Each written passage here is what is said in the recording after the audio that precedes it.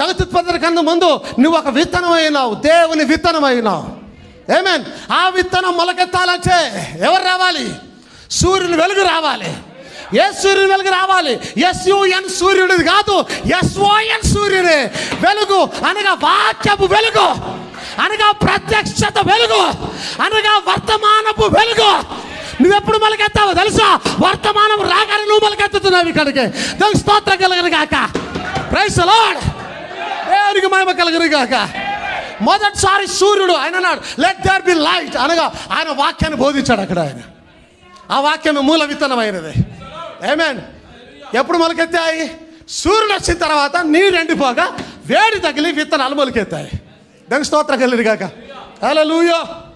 జగతుత్పత్తి కన్నా ముందే ఈ సీడ్ను దేవుడు విత్తాడు. అవునా? జగతుత్పత్తి కన్నా ముందే ఈ సీడ్లను దేవుడు విత్తాడు. విత్తిన తర్వాత లోకమంతా పాపంతో నిండి ఉండగా చాలా జాగ్రత్తగా గమనించాలి. దేవుడు సిలువలో వ్రేలాడి ఒక సూర్యోదయాన్ని కలిగించాడు. ఆయన లోకానికి వెలుగు వస్తోంది. ఎలాంటి వెలుగు? Let there be light. ఆయన వెలుగు కలుగాక. ఇప్పుడు ఆ వెలుగు కలుగాక అనగానే విత్తనాలు మొలకెత్తలే. విత్తనం ఎప్పుడు మొలకెత్తింది? సూర్యుడు వచ్చి వేడిరిచ్చిన తర్వాత. ఇప్పుడు సిలువలో ఆయన రక్తాన్ని చిందించి ఈ విత్తనాల కొరకు ఆయన వెలుగు కలుగాక పలకగా దేవుని వాక్యం వచ్చేసింది ఆ దినాన. దేవునికి స్తోత్రం కలుగును గాక. కానీ ఈ విత్తనాలు ఎప్పుడు వెలిగాయి, ఎప్పుడు మొలకెత్తాయి తెలుసా? 2000 సంవత్సరాల తర్వాత. మేబీ దేవునికి స్తోత్రం కలుగును గాక. ఈ విత్తనాలు ఎప్పుడైతే వర్తమానం అనే సూర్యుడు వచ్చాడు. ఆమేన్.